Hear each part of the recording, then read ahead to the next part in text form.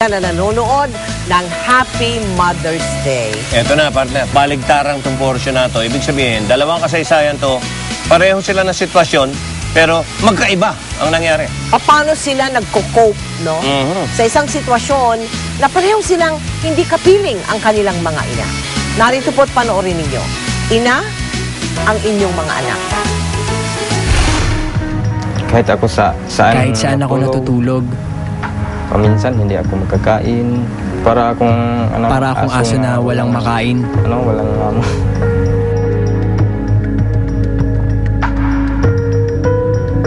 Siguro kung hindi niya ako pinamigay, siguro nasa kalsada ako, ganun. Nakabuti na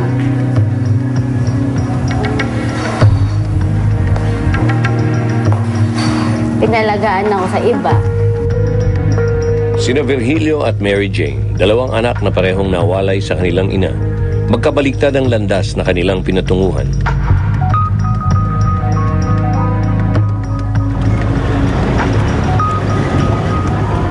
Palaboy-laboy noon si Virgilio at kung saan-saan natutulog. Pero hindi siya pulubi, wala siyang tirahan sa Tagbilaran. Pumunta siya dito para makapag-aral. Lakas loob na lang ako na gusto ko na makapag-aral ako. Gusto ko Bahala na kung ano mangyari sa akin basta makapag-aral lang ako. Sa umaga, siya ay aircraft maintenance students. Sa gabi naman ay paikot-ikot sa Tagbilaran upang makahanap ng matutulugan. Matitiis kaya ng isang ina na makita ang kanyang anak sa ganitong kalagayan? Sa loob ng 8 buwan ay kung saan-saan natutulog si Virgilio. Sa plaza, sa 24-hour bakery, at kung saan may mapupwestuhan. At isang beses sa isang linggo, pumupuslit siya sa CR ng university para makaligo. Tubong Antequera, Bohol si Virgilio, pangalawa sa 9 na magkakapatid. Iniwan niya ang kanyang mga magulang dahil sa isang matinding paniniwala. Hindi ko gusto yung naranasan namin nung mga maliliit pa kami na halos wala kaming makain. Nakakaawa. Sabi ko na mahirap talaga kapag hindi tayo nagsikap. Baon ang kanyang nagbabagang aspirasyon, pumunta siya sa city para mag-aral ng kolehiyo. At dito, hindi lang gutom ang kinaharap niya. Hindi na natitikman ni Virgilio ang luto ng kanyang nanay. Dahil sa siyudad, isang beses lang sa isang araw siya kumakain. At sinugbang saging lang ang madalas lamanin ng kanyang tiyan. Pero sa kabila nito ay patuloy pa rin sa pagtitiis at pagtitega si Virgilio para sa kanyang pangarap.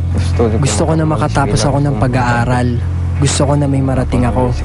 Marami akong mga pangarap sa buhay. Para kung mag-aasawa man ako, meron ako maibibigay na maayos sa pamumuhay sa aking mga anak. Ngayon ay may natutuluyan na si Virgilio sa bahay ng kaibigan ng kanyang teacher. At ang kanyang pag-aaral, unti-unti daw niyang tatapusin sa tulong ng Students Assistance Program ng Universidad. Nagtatrabaho siya bilang assistant ng mga instructors kapalit ng kanyang tuition fee. Hindi naman hadlang ang pagiging salat basta magsisikap lang tayo. Huwag tayong mawala ng pag-asa. Maniwala tayo sa Diyos. Basta ako, palagi ako nagdarasal.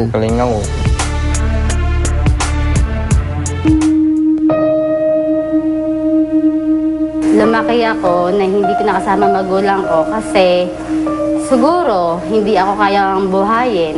Hindi ko alam kung pinamigay or pinaalagaan ako. 2 months lang ako pinamigay doon sa kaibigan ng nanay ko. Pinaalaga lang talaga sa akin yan. Ngayon, hindi na mo siya kinuha ng tunay niyang nanay. Sa akin na mo siya lumaki. Sa kabila ng pag-aarugang ito ay naramdaman daw ni Jane na may kulang sa kanyang pagkatao. Kaya ang kanyang oras ay sa barkada na lang ginugol. Napadpad si Jane sa Baguio at doon ay nagtrabaho siya sa isang club. Umakyat ng Baguio, pumasok kami doon sa club. GRO. I'm na buwan nang tumagal sa Baguio. Pangarap daw ni Jane ang maging isang dancer. Nag-practice ako. 16 years old ako. 17, nabuntis ako. Dapat paalis na ako. Hanggang hindi natuloy yun pagpunta ko ng Japan. Ang mga nangyari bang ito sa buhay ni Jane ay maisisisi niya sa kanyang tunay na ina? Siguro kung hindi niya ako pinamigay, siguro nasa kalsada ako, ganun. Akabuti na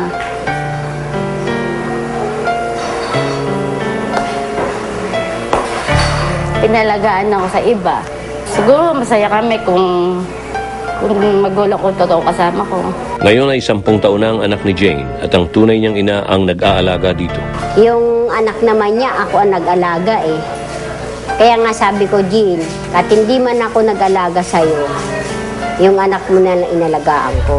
Sa mga nangyari sa buhay ni Jane ay may ilan daw siyang pinagsisihan. Pinagsisihan ko, madami. Ginusto ko naman yun lahat ng pinagdaanan ko. Siguro hindi mangyayari sa akin yun kung kasama ko yung magulang ko. Isang lalaking iniwan ng ina para magsumikap. Isang babaeng nawala ng direksyon sa buhay dahil iniwan ng ina. Magkabaliktad ang naging kapalaran. Parehong malayo sa piling ni inay.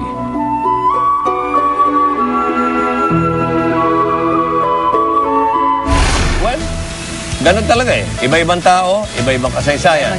Mga kaibigan, ihandaan nyo na po mga sarili nyo sapagkat susunod na ang isang matinding pasabog ng aking partner, Sunel. Pinangako mo ba? Pwede bang sumumpa ka? Sumpa. Magsasabi ka ng lahat at pawang katotohanan lamang. Nangangako po. Sasabihin mo rin na ikaw ay naling... Hindi po. Hindi, naling... Mga kaibigan, Wala akong link! magli-link tayo. Eto na. Diretsahan! Siguradong